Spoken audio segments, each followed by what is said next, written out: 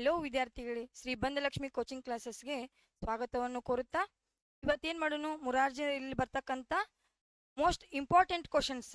ಯಾಕೆ ಎಕ್ಸಾಮ್ ಇನ್ನೇನೈತಿ, ಕೆಲವೇ ದಿನ ಅಂದ್ರೂ ಇನ್ನೇನ ಓನ್ಲಿ 20 ಡೇಸ್ ಮಾತ್ರ ಉಳಿದಾವು.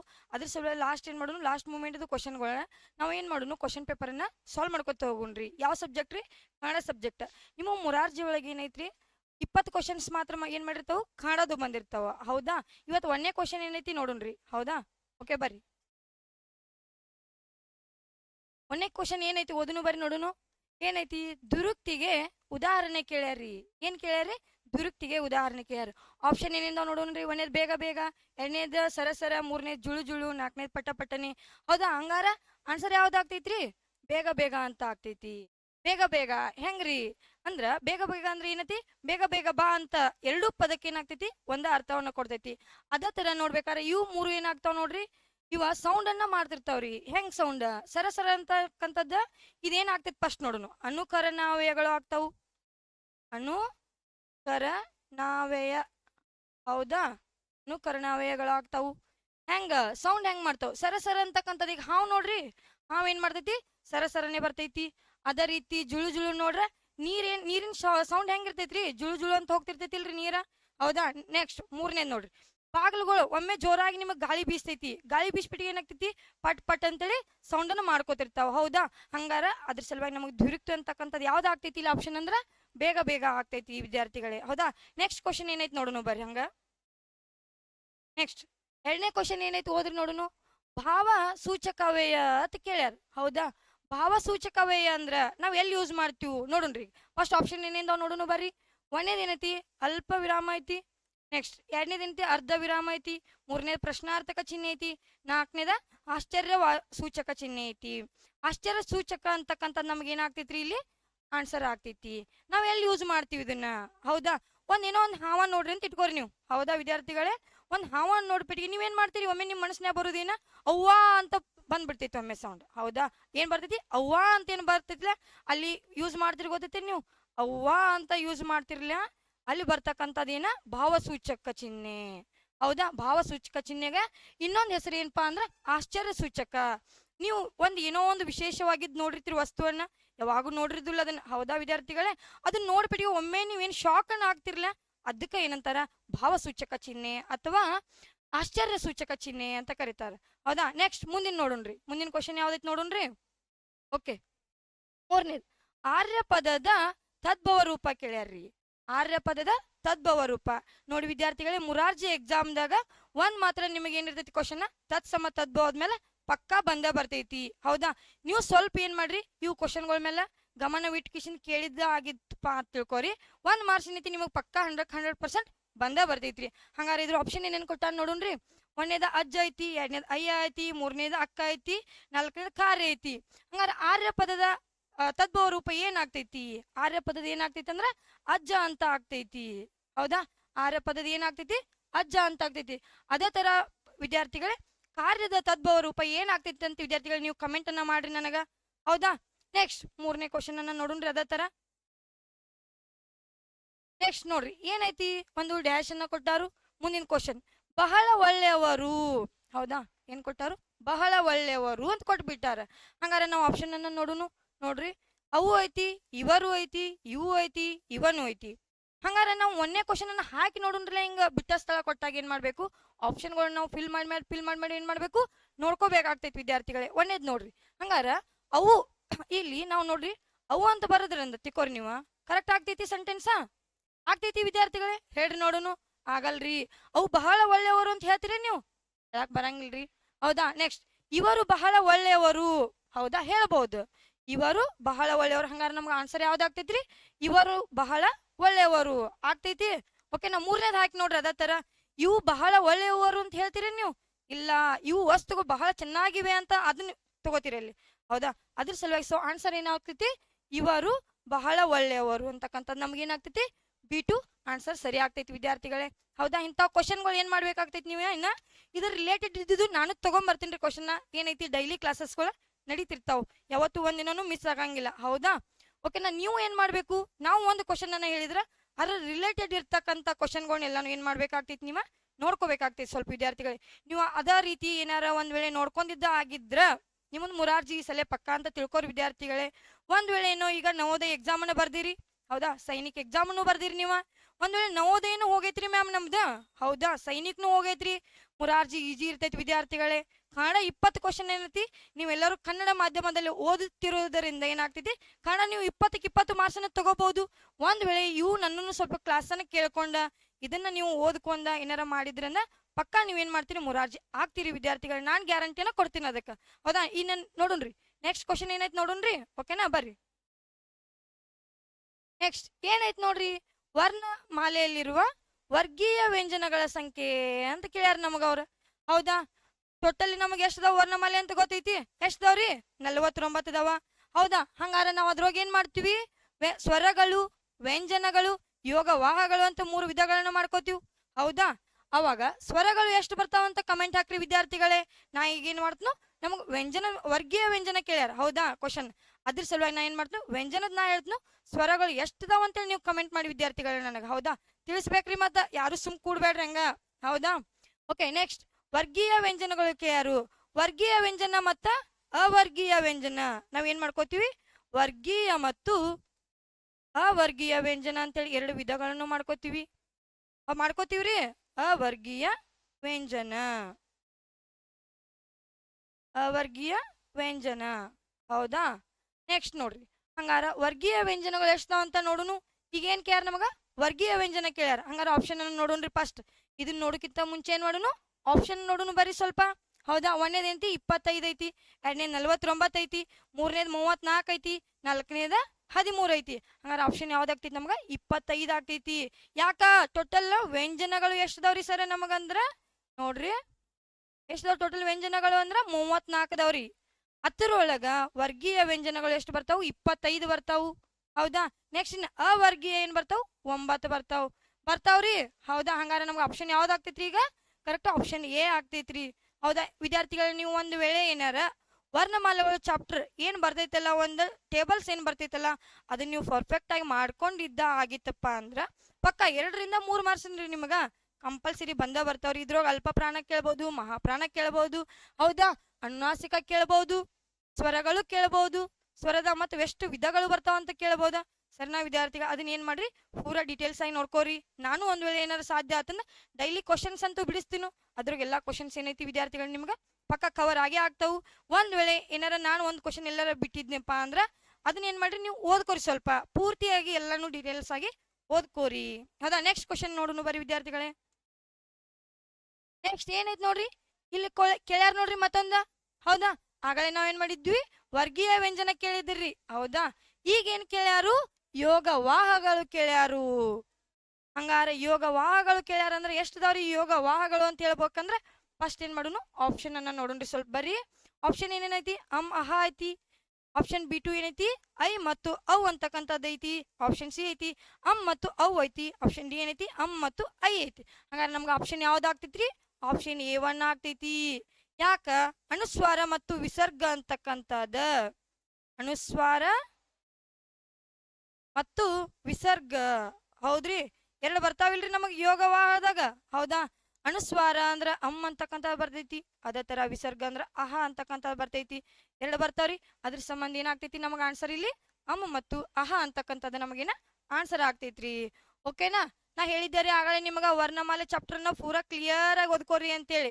ಓದ್ಕೊಂಡಿದ್ದ ನಿಮಗ್ ನಿಜ ಆಗಿತ್ತಪ್ಪ ಅಂದ್ರ ಪಕ್ಕ 2 ರಿಂದ 3 ಮಾರ್ಕ್ಸ್ ಏನಾಗ್ತೈತಿ ವಿದ್ಯಾರ್ಥಿಗಳು ನಿಮಗ ಸಿಗ್ತಾವು, ಹೌದಾ. ಓಕೆ, ನೆಕ್ಸ್ಟ್ ಮುಂದಿನ ಕ್ವಶನ್ ನೋಡಿ ವಿದ್ಯಾರ್ಥಿಗಳು, ಏನೈತಿ, ಸಂಗೊಳ್ಳಿ ರಾಯಣ್ಣನ ಬಗ್ಗೆ ನಿಮಗೇನ ಹೇಳೋದ್ಕೊಳ್ಳೇಮಿಲ್ರಿ ವಿದ್ಯಾರ್ಥಿಗಳೇ, ಎಲ್ಲರಿಗೂ ಗೊತ್ತೇ ಇರ್ತೈತಿ, ಹೌದಾ. ರಾಯಣ್ಣ ಯಾವಾಗ ಹುಟ್ಟಿದಂತೂ ಗೊತ್ತೈತಿ ನಿಮಗ, ಯಾವಾಗ ಅವ್ನು ಹೆಂಗ್ ಗಲ್ಲಿಗೇರಿಸಿದ್ರು ಗೊತ್ತೈತಿ.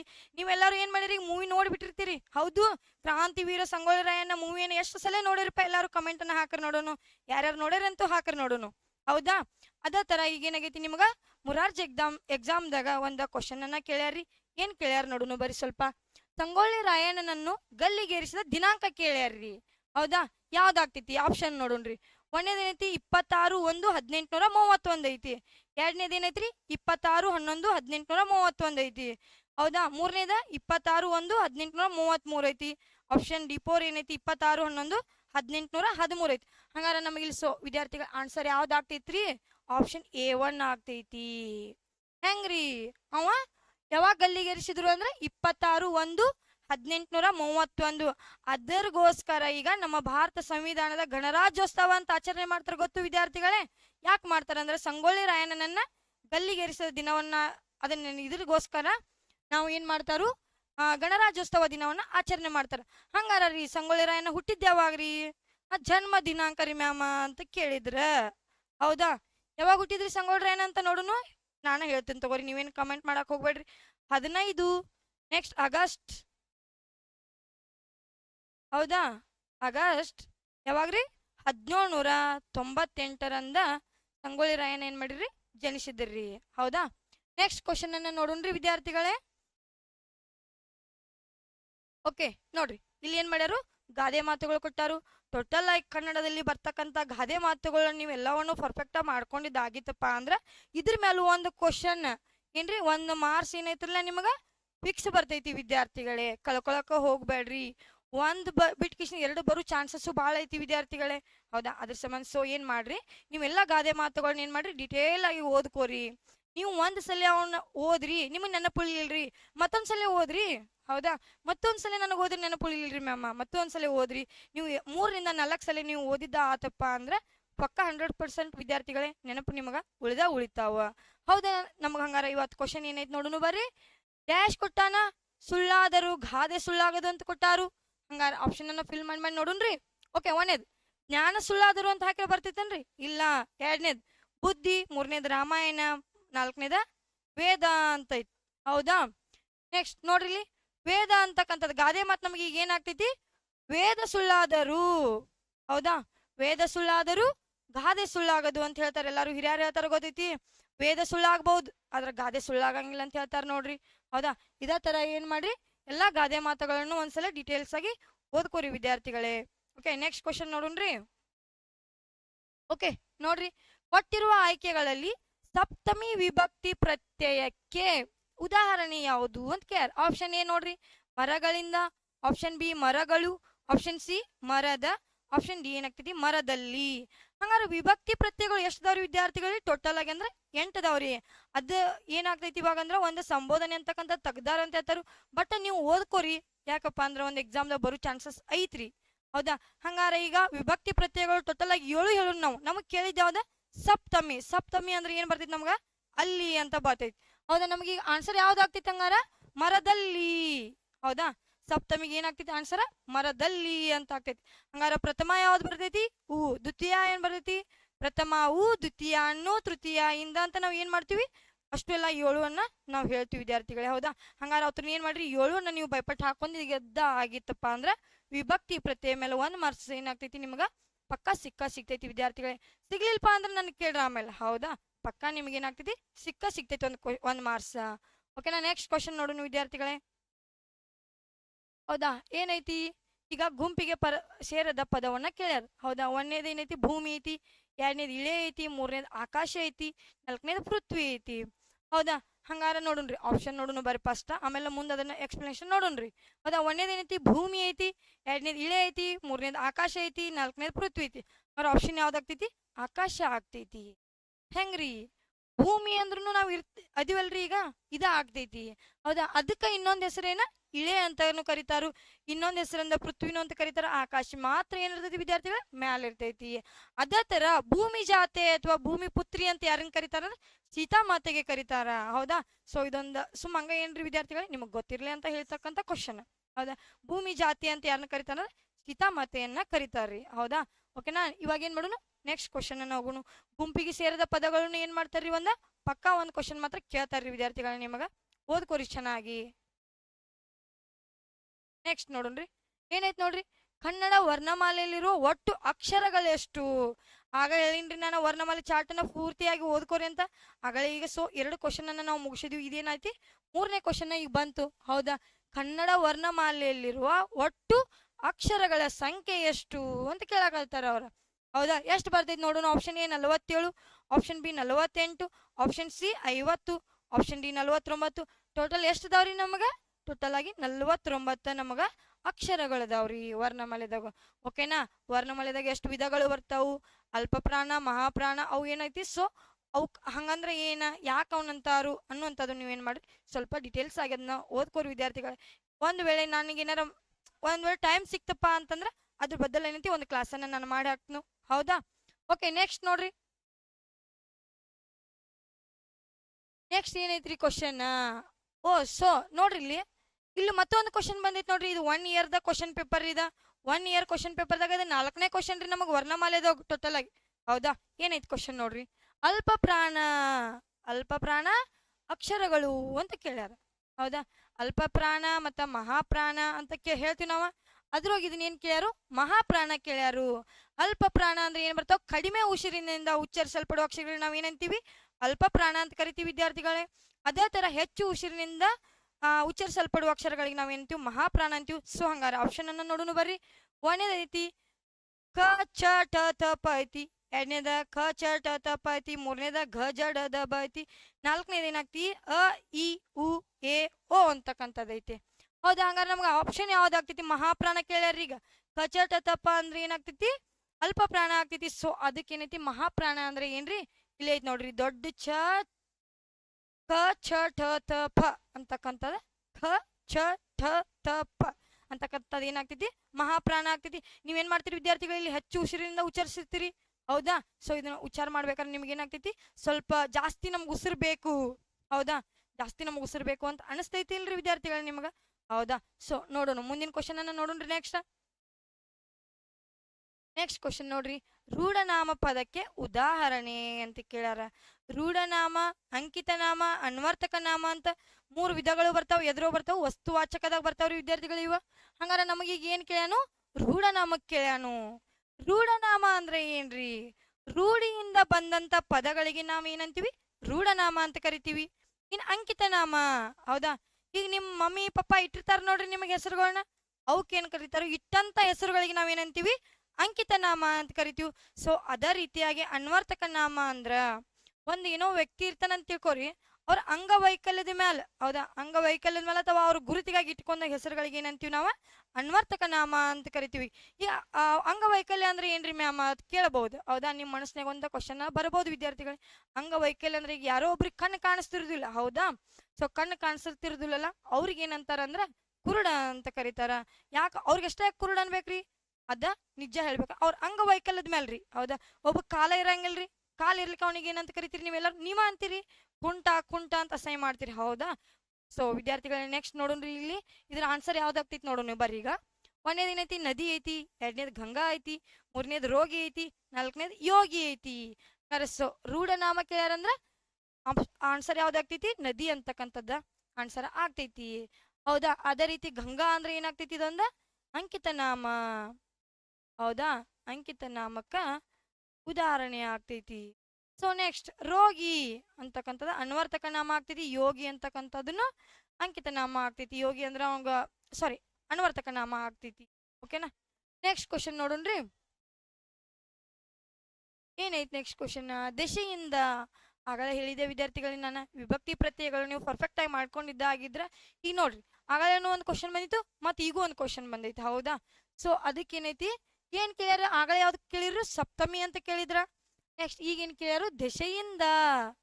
ಹೌದಾ? ಯಾರ ದೆಸೆಯಿಂದ?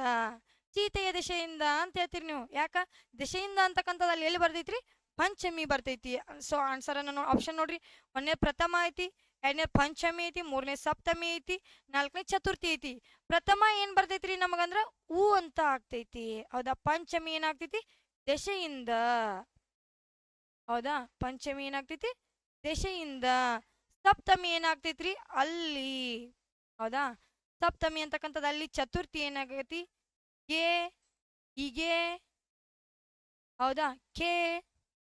ನೆಕ್ಸ್ಟ್ ಅಕ್ಕೆ ಬರ್ತೈತಿ. ಸೊ ನಮ್ಗೆ ಆನ್ಸರ್ ಯಾವ್ದಾಗ್ತೈತ್ರಿ? ಹಂಗಾರ ದೆಸೆಯಿಂದ ಕೇಳ್ರ ಪಂಚಮಿ ಅಂತಕ್ಕಂಥದ್ದು ಏನಾಗ್ತೈತ್ರಿ? ಸೊ ವಿದ್ಯಾರ್ಥಿಗಳ ಆನ್ಸರ್ ಆಗ್ತೈತಿ. ವಿಭಕ್ತಿ ಪ್ರತ್ಯಯನ ಏನ್ ಮಾಡ್ರಿ ಎಲ್ಲರೂ ಪರ್ಫೆಕ್ಟ್ ಆಗಿ ಚೆನ್ನಾಗಿ ಏನ್ ಮಾಡ್ರಿ ಸ್ಟಡಿಯನ್ನ ಮಾಡ್ರಿ, ನೆನಪಿಟ್ಕೋರಿ.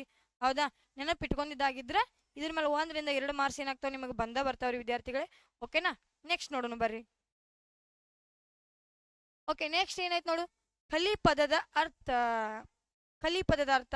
ಸೊ ವಿದ್ಯಾರ್ಥಿಗಳು ನೀವು ಇಲ್ಲೊಂದು ಗಮನಿಸಬೇಕಾದಂತ ವಿಷಯ ಏನಪ್ಪಾ ಅಂದ್ರ 4ನೇ ತರಗತಿ 3ನೇ ತರಗತಿ ಮತ್ತು 5ನೇ ತರಗತಿ ಏನಾಗ್ತೈತಿ ಕನ್ನಡದಲ್ಲಿರ್ತಕ್ಕಂಥ ಟೆಕ್ಸ್ಟ್ ಬುಕ್ ಇರ್ತಾವಲ್ರಿ ನಿಮ್ ಕಡೆ ಎಲ್ಲ ನಿಮ್ ಸ್ಕೂಲ್ನಾಗ ಕೊಟ್ಟಿರ್ತಾರ್ರಿ ಬುಕ್ಗಳನ್ನ ಅದ್ರ ಹಿಂದಿರ್ತಕ್ಕಂಥ ಪದಗಳ ಅರ್ಥನ ಸೊ ಎಲ್ಲಾನು ನೀಟಾಗಿ ಏನ್ ಮಾಡ್ರಿ ನೀವು ಒಂದ್ಸಲ ಓದಿದ್ದ ಕರೆ ಆದ್ರ ಪದಗಳ ಅರ್ಥಕ್ಕೆ ನೀವು ಆರಾಮ್ ಸಿರಿಯಾಗಿ ಏನ್ ಮಾಡ್ತೀರಿ ಉತ್ತರವನ್ನ ನೀಡ್ತೀರಿ ವಿದ್ಯಾರ್ಥಿಗಳೇ. ಹೌದಾ, ನೆಕ್ಸ್ಟ್ ಇಲ್ಲಿ ಏನ್ ಕೇಳ್ಯಾರ ನೋಡ್ರಿ, ಕಲಿ ಅಂತಕ್ಕಂಥದ್ದ ಕೇಳ್ಯಾರ. ಕಲಿ ಪದದ ಅರ್ಥ ಕೇಳ್ಯಾರ. ಯಾವ್ದ ಕಲಿ ಪದದ ಅರ್ಥ? ಒಂದೇದ್ ನೋಡ್ರಿ, ವೀರ, ಕೋಪ, ಹೇಳಿ, ತಾಪ. ಹೌದಾ, ಹಂಗಾರ ನಮಗೆ ಏನಾಗ್ತೈತಿ ಕಲಿ ಅಂತಕ್ಕಂಥದ ವೀರ ಅಂತಕ್ಕಂಥದ ಅರ್ಥ ಆಗ್ತೈತಿ. ಕೋಪ ಅಂದ್ರೆ ಏನಾಗ್ತೈತಿ, ಒಮ್ಮೆ ಸಡನ್ ಆಗಿ ಸಿಟ್ ಮಾಡ್ಕೋತಿರ್ತಾರ ನೋಡ್ರಿ, ಸಿಟ್ ಮಾಡ್ಕೋದ ಕೋಪ ಆಗ್ತೈತಿ. ನೆಕ್ಸ್ಟ್ ಹೇಳಿ ಅಂದ್ರ ಅಂಜು ಬುರ್ಕ ಅಂತ ಕರಿತೀರಿ, ಗೊತ್ತು ನೀವ ಅಂಜು ಕೂತ್ ಬಿಡ್ತಾರಲ್ಲ ಅವ್ರಿಗೆ ಹೇಳಿ ಅಂತ ಕರೀತಾರ. ನೆಕ್ಸ್ಟ್ 3ನೇ ತಾಪ. ತಾಪ ಅಂದ್ರೇನೆ ಸಿಟ್ ಮಾಡ್ಕೊಂಡು ಒಮ್ಮೆಲೆ ಕೋಪ ಮಾಡ್ಕೊಂಡ್ ಸಂಕಟ ಮಾಡ್ಕೋತಾರಲ್ಲ ಅದಕ್ಕೆ ಏನಂತಾರ ತಾಪ ಅಂತ ಕರೀತಾರ. ಓಕೆನಾ, ಪದಗಳ ಅರ್ಥ ಏನ್ ಮಾಡ್ರಿ ಎಲ್ಲವನ್ನು 4ನೇ ತರಗತಿ 5ನೇ ತರಗತಿ ಕಡಿಕ್ 3ನೇದು ಆಗ್ಲಿಕ್ಕೂ ಬಿಡ್ರಿ ನಿಮಗ ವಿದ್ಯಾರ್ಥಿಗಳೇ. 4ನೇ ತರಗತಿ ಮತ್ತು 5ನೇ ತರಗತಿ ಏನಿರ್ತೈತಲ್ಲ ಪಠ್ಯ ಪುಸ್ತಕದಾಗ ಇರ್ತಕ್ಕಂಥದ್ದು ಓದ್ರಿ ಸಾಕು, ಹೊರಗಿಂದ ಎಲ್ಲಿ ನಿಮಗೆ ಕೊಳೆಮಿಲ್ಲ. ಹೌದಾ, ಓಕೆನಾ, ಎಲ್ಲವನ್ನು ನೀಟಾಗಿ ಓದ್ರಿ. ನೆಕ್ಸ್ಟ್ ಕ್ವಶನ್ ಅನ್ನ ನೋಡೋಣ ಬರ್ರಿ ಹಂಗ. ಹೌದಾ, ಏನೈತಿ ನೆಕ್ಸ್ಟ್ ಕ್ವಶನ್?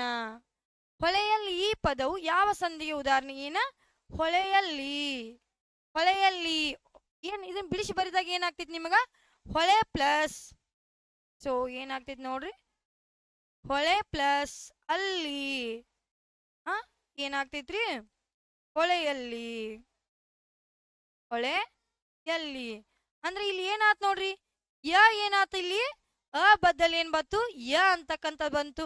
ಹಂಗಾರ ನಮ್ಗೆ ಆನ್ಸರ್ ಯಾವ್ದಾಗ್ತಿತ್ತು ನೋಡೋಣ ಬರ್ರಿ. ಒಂದೇದ ಆದೇಶ ಸಂಧಿ ಕೊಟ್ಟಾರು, 2ನೇದ ಏನ್ ಮಾಡ್ಯಾರು ಲೋಪ ಸಂಧಿ ಕೊಟ್ಟಾರು, 3ನೇದ ಯಕಾರಾಗಮ ಸಂಧಿ ಕೊಟ್ಟಾರು, 4ನೇದ ವಕಾರಾಗಮ ಸಂಧಿ ಕೊಟ್ಟಾರು. ಅಲ್ಲಿ ಯ ಬಂದೈತೆ ಅಂದ್ರೆ ವಿದ್ಯಾರ್ಥಿಗಳು ತಿಳ್ಕೊಂಡ್ಬಿಡ್ಬೇಕು ನಾವ ಯಕಾರಾಗಮ ಸಂಧಿದ ಆಗ್ತೈತ್ರಿ ಅಂತೇಳಿ. ಹೌದಾ, ಸೊ ಅದೇ ರೀತಿಯಾಗಿ ನೀವೇನ್ ಮಾಡ್ಬೇಕು, ಕನ್ನಡ ಸಂಧಿಗಳು 3 ಬರ್ತಾವಲ್ಲ, ಕನ್ನಡ ಸಂಧಿಗಳನ್ನ 3 ಏನ್ ಮಾಡ್ರಿ ಪರ್ಫೆಕ್ಟ್ ಆದ್ರಪ್ಪ ಅಂದ್ರ ಹೌದಾ ಮುರಾರ್ಜಿಗೆ ಏನಾಗ್ತೈತಿ ಒಂದು ಕ್ವಶನ್ ಮಾತ್ರ ಅದ್ರಲ್ಲಿದ ಬಂದಿರ್ತೈತಿ ವಿದ್ಯಾರ್ಥಿಗಳೇ. ಸೊ ನೋಡ್ರಿ ಯಾವ್ಯಾವ ಲೋಪ ಸಂಧಿ, ಆಗಮ ಸಂಧಿ, ಆದೇಶ ಸಂಧಿಯನ್ನ ನೀವು ಪೂರ್ತಿಯಾಗಿ ಏನಾರ ಒಂದ್ ವೇಳೆ ಪರ್ಫೆಕ್ಟ್ ಆದ್ರಿ ಅಂದ್ರೆ 1 ಮಾರ್ಕ್ಸ್ ಮಾತ್ರ ಪಕ್ಕಾ ಬರುತ್ತೆ ವಿದ್ಯಾರ್ಥಿಗಳೇ. ಹೌದಾ, ಎಲ್ರು ನೋಡೋಣ ಮುಂದಿನ ಕ್ವಶನ್ ಏನೈತಿ ನೋಡೋಣ ಬರ್ರಿ. ನೆಕ್ಸ್ಟ್ ನೋಡ್ರಿ ರೈತರು. ಹೌದಾ, ರೈತರು ಈ ಪದದ ಏಕವಚನ ಕೇಳ್ಯಾರಿ ನಮಗ ಏನ್ ಮಾಡ್ಯಾರು ರೈತರು ಈ ಪದದ ಏಕವಚನ ರೂಪ ಕೇಳ್ಯಾರ. ಆಪ್ಷನ್ ಎ ರೈತ, ಆಪ್ಷನ್ ಬಿ ಮಿತ್ರ, ಆಪ್ಷನ್ ಸಿ ರೈತರುಗಳು, ನೆಕ್ಸ್ಟ್ ಆಪ್ಷನ್ ಡಿ ರೈತರೇ ಅಂತ ಕೊಟ್ಟಾರ. ಆನ್ಸರ್ ಯಾವ್ದಾಗ್ತೈತ್ರಿ ರೈತ.